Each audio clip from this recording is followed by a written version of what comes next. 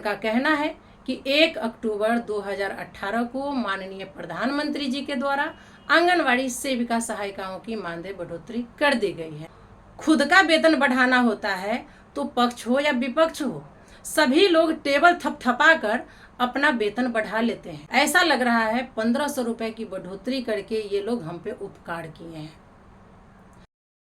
26 जुलाई 2024 की सबसे बड़ी खबर, आंगनवाड़ी सेविका सहायिकाओं की मानदेय बढ़ोतरी को लेकर श्री के राधाकृष्णन और श्री अमराराम जी के द्वारा 26 जुलाई 2024 को लोकसभा में केंद्रीय महिला एवं बाल विकास मंत्री श्रीमती अन्नपूर्णा देवी जी से अतारांकित प्रश्न संख्या 732 में मांगा गया जवाब। मंत्री महोदया द्वारा दिए गए जवाब सुनकर आप भी रह जाएंगे दंग। हालांकि इस न्यूज को अभी तक किसी भी यूट्यूब चैनल पर आपको देखने को नहीं मिला होगा, लेकिन साक्ष्य सहित यूट्यूब चैनल सविता कुमारी यादव पर आपको दिखाया जा रहा है। जी नमस्कार, मैं सविता कुमारी यादव, आप भारतवर्ष की तमाम आंगनवाड़ी सेविका सहायिका बहनों का आपका अपना यूट्यूब चैनल सविता कुमारी यादव में हार्दिक स्वागत करती हूँ, नंदन करती हूँ, अभिनंदन करती हूँ। बहनों, जैसा कि आप लोगों को मालूम है कि आए दिन लोकसभा विधानसभा में माननीय सांसदों, माननीय विधायकों द्वारा आप तमाम आंगनवाड़ी सेविका सहायिका बहनों की मांगों को जोर शोर से उठाया जा रहा है, सवाल किया जा रहा है। इसी क्रम में 26 जुलाई 2024 को श्री के राधाकृष्णन और श्री अमराराम जी के द्वारा आंगनवाड़ी सेविका सहायिकाओं की मानदेय बढ़ोतरी को लेकर लोकसभा में अतारांकित प्रश्न संख्या 732 में केंद्रीय महिला एवं बाल विकास मंत्री श्रीमती अन्नपूर्णा देवी जी से मांगा गया था सवालों का जवाब। हालांकि मंत्री महोदया के द्वारा लिखित रूप से जवाब दे दिया गया है। आइए उस जवाब को साक्ष्य स्वरूप हम आप लोगों को पढ़कर सुनाते हैं। उसमें सवाल क्या था और जवाब क्या है। भारत सरकार महिला एवं बाल विकास मंत्रालय लोकसभा अतारांकित प्रश्न संख्या 732 दिनांक 26 जुलाई 2024 को उत्तर के लिए आंगनवाड़ी कार्यकर्ताओं और सहायिकाओं के लिए मानदेय 732 नंबर प्रश्न है। श्री के राधाकृष्णन, श्री अमराराम जो कि सवाल पूछे हैं, क्या महिला एवं बाल विकास मंत्री यह बताने की कृपा करेंगी कि प्रश्न संख्या क, देश में आंगनवाड़ी कार्यकर्ता और सहायिकाओं के मानदेय में पिछली बार संशोधन किस तिथि को किया गया था।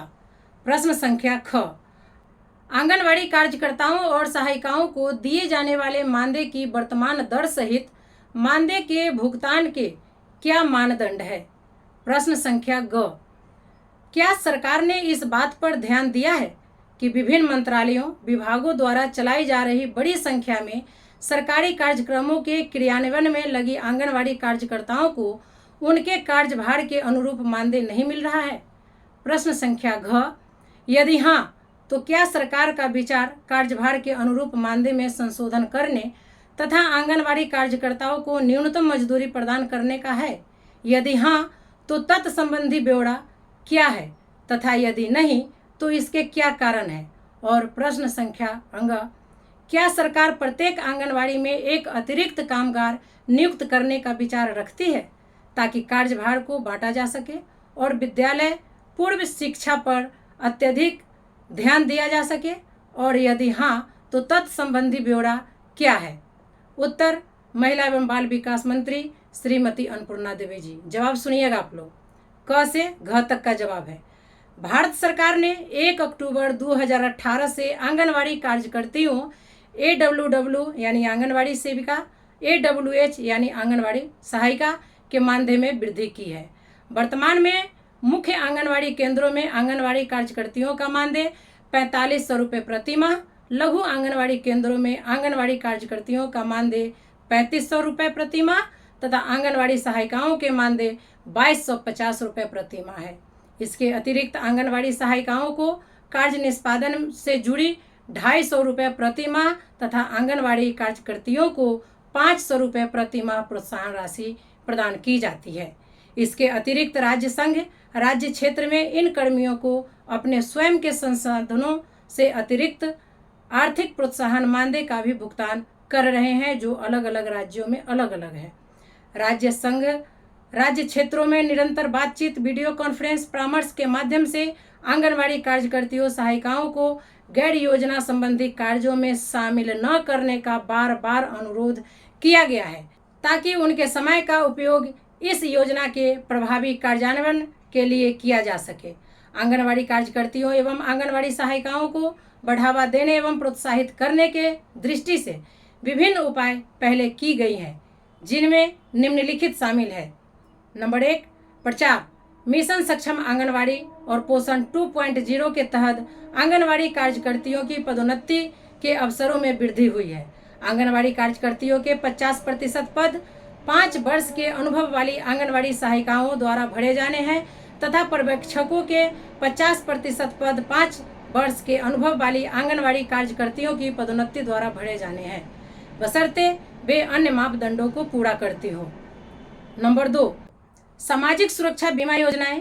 प्रधानमंत्री जीवन ज्योति बीमा योजना के अंतर्गत आंगनवाड़ी कार्यकर्तियों एवं सहायिकाओं को बीमा लाभ प्रदान किए गए हैं, जिसमें 18 से 50 वर्ष की आयु वर्ग की आंगनवाड़ी कार्यकर्तियों, आंगनवाड़ी सहायिकाओं को 2 लाख रुपए, जीवन जोखिम किसी भी कारण से मृत्यु शामिल है, तथा प्रधानमंत्री सुरक्षा बीमा योजना के अंतर्गत 18 से 19 वर्ष के आयु वर्ग में 2 लाख रुपए, दुर्घटना, मृत्यु एवं अस्थायी पूर्ण अपंगता होनी चाहिए, या तो 1 लाख रुपए आंशिक किंतु अस्थायी विकलांगता का दुर्घटना कवर शामिल है।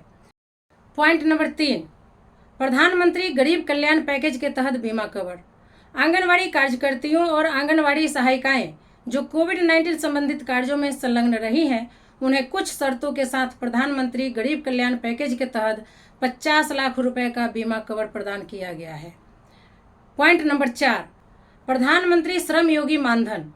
राज्य सरकारों, संघ राज्य क्षेत्र के प्रशासनों से अनुरोध किया गया है कि वे वृद्धावस्था संरक्षण सुनिश्चित करने के लिए पात्र आंगनवाड़ी कार्यकर्तियों, आंगनवाड़ी सहायिकाओं को प्रधानमंत्री श्रम योगी मानधन पेंशन योजना के अंतर्गत नामांकित करने के लिए प्रोत्साहित करें। पॉइंट नंबर 5, सेवानिवृत्ति की तारीख। राज्य संघ राज्य क्षेत्रों से अनुरोध किया गया है कि वे समुचित मानव संसाधन नियोजन सुनिश्चित करने के लिए आंगनवाड़ी कार्यकर्तियों एवं सहायिकाओं के संबंध में एक समान सेवानिवृत्ति तिथि अर्थात प्रत्येक वर्ष 30 अप्रैल को अपनाएं। पॉइंट नंबर 6, अंतरिम बजट वित्त वर्ष 2024-25 में सभी आंगनवाड़ी कार्यकर्तियों और सहायिकाओं को आयुष्मान भारत प्रधानमंत्री जन आरोग्य योजना के तहत 5 लाख रुपए का स्वास्थ्य सेवा वार्षिक कवरेज का लाभ देने की घोषणा की गई है।